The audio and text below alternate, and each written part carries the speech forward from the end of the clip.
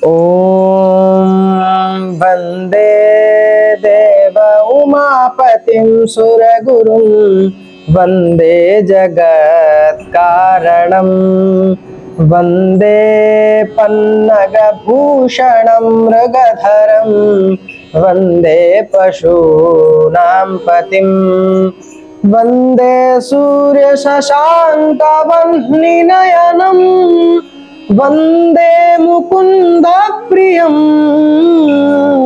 वंदे भक्तजनाश्रयं च वरदं वंदे शिवं शंकरं वंदे शिवं शंकरं। जय श्री महाकाल भक्तों, आज हम आप सभी के समक्ष एक बहुत ही महत्वपूर्ण सूचना लेकर आए हैं। जैसे कि हम सभी जानते हैं कि इस वर्ष अधिक मास, जिसे मल मास या पुरुषोत्तम मास भी कहा जाता है, वैदिक काल गणना पद्धति विश्व की सबसे सटीक और वैज्ञानिक पद्धतियों में से एक है। इसमें अधिक मास, जैसे कि पुरुषोत्तम मास भी कहा जाता है, एक अत्यंत महत्वपूर्ण अवधारणा है। यह न केवल खगोलीय गणना का परिणाम है, बल्कि आध्यात्मिक दृष्टि से भी इसका विशेष महत्व है। इस वर्ष अधिक मास का प्रारंभ 17 मई 2026 रविवार से हो रहा है और इसका समापन 15 जून 2026 सोमवार को होगा। इसमें कुछ मुख्य तिथियां आती हैं, वो भी हम आपको बतलाते हैं। जैसे कि आपकी अधिक मास की पूर्णिमा है 31 मई को और अधिक मास की अमावस्या है 15 जून को। इस वर्ष ज्येष्ठ का महीना लगभग 59 दिनों का होगा, क्योंकि इसमें शुद्ध ज्येष्ठ और अधिक ज्येष्ठ दोनों ही शामिल होंगे। अब हम आपको पुरुषोत्तम मास के बारे में और थोड़ी अधिक जानकारी देना चाहेंगे। हिंदू धर्म में 2 प्रकार की गणनाएं प्रचलित हैं, सौर वर्ष और चंद्र वर्ष। सबसे पहले हम जानते हैं कि सौर वर्ष क्या है। पृथ्वी सूर्य के चारों ओर एक चक्कर लगभग 365 दिन 5 घंटे 48 मिनट और 46 सेकंड में लगाती है। इसे हम सामान्यतः 365 दिन ही मानते हैं। यह है सौर वर्ष। और चंद्रवर्ष क्या है? चंद्रमा पृथ्वी के चारों ओर 12 चक्कर लगभग 354 दिन 8 घंटे और 48 मिनट में लगाता है। इन दोनों वर्षों के बीच प्रतिवर्ष लगभग 11 दिनों का अंतर आ जाता है। यदि इस अंतर को ठीक न किया जाए तो हमारे त्योहार जैसे होली या दीपावली इत्यादि ऋतुओं से अलग हो जाएंगे। इस अंतर को पाटने के लिए हिंदू पंचांग में हर 32 माह 16 दिन और 8 घंटे के बाद एक अतिरिक्त महीना जोड़ दिया जाता है। इसी को हम अधिक मास या पुरुषोत्तम मास कहते हैं। अब हम जानेंगे कि इसे मल मास क्यों कहा जाता है। प्राचीन काल में हिंदू ज्योतिष शास्त्र के अनुसार जिस महीने में सूर्य संक्रांति, सूर्य का एक राशि से दूसरी राशि में गोचर करना नहीं होता है, उसे मलिन या अपवित्र माना गया है। चूंकि इस महीने में सूर्य का संक्रमण नहीं होता है, इसलिए इसे मांगलिक कार्यों, विवाह, मुंडन, गृह प्रवेश आदि के लिए वर्जित कर दिया गया है। इसी कारण जनमानस में इसे मलमास कहा जाता है। अब हम जानेंगे इसे पुरुषोत्तम मास क्यों कहा जाता है। पुराणों, विशेषकर पद्म पुराण, एक पद्म पुराण में एक अत्यंत रोचक कथा है कि कैसे यह तिरस्कृत मल मास भगवान विष्णु का प्रिय पुरुषोत्तम मास बन गया। जैसे हम लोग कहते हैं ना कि अब की तो पुरुषोत्तम मास है, इसमें हम जितना ही धर्म पुण्य करेंगे उतना ही अच्छा रहेगा। अभी हमने आपको बताया मल मास इसलिए कहा जाता है क्योंकि सूर्य की संक्रांति का गोचर नहीं होता, इसलिए उसे मलिन मास कहते हैं।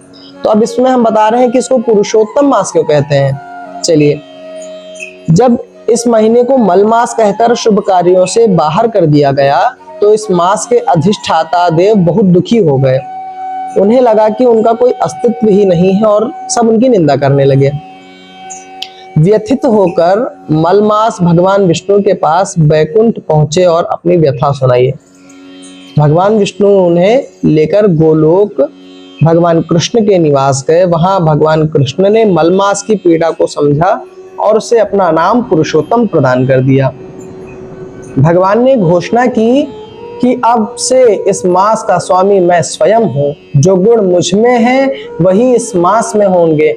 इस महीने में किए गए दान, जप और तप का फल सामान्य नहीं, महीनों की तुलना में अनंत गुना अधिक होगा।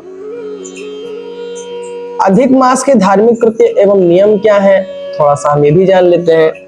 क्योंकि यह मास स्वयं भगवान पुरुषोत्तम का है, इसलिए इसमें कुछ विशेष आध्यात्मिक अभ्यासों पर जोर दिया जाता है, जैसे कि मौन व्रत एवं जप। जप हम क्या कर सकते हैं, ओम नमो भगवते वासुदेवाय या पुरुषोत्तम मंत्र का जाप करना श्रेष्ठ रहता है।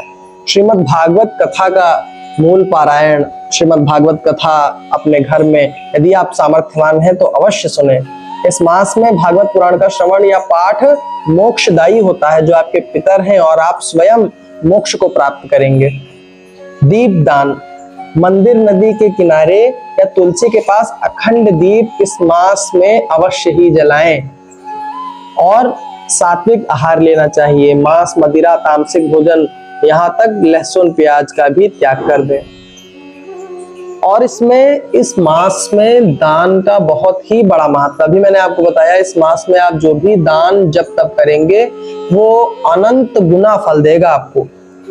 विशेषकर मालपुआ, फल, वस्त्र और धार्मिक पुस्तकों का दान इस मास में सबसे श्रेष्ठ माना गया है। अब हम कुछ ये भी जान लेते हैं कि इस मास में क्या करना है, क्या नहीं करना। हमने आपको बताया कि आपको क्या क्या करना है। अब मैं आपको कुछ वर्जित कार्य बता रहा हूं। इस मास में हम विवाह संस्कार नहीं करते हैं, नया व्यापार नहीं शुरू करते हैं, गृह प्रवेश या नए घर का निर्माण शुरू से नहीं शुरू करते हैं। यदि शुरू है तो उसमें कोई बाधा नहीं है। अगर हमको शुरू करना है, आरंभ करना है, तो हम नहीं कर सकते हैं। मुंडन या यज्ञोपवीत संस्कार नहीं कर सकते, इसमें जब तप का बहुत ही अधिक पुण्य माना गया है।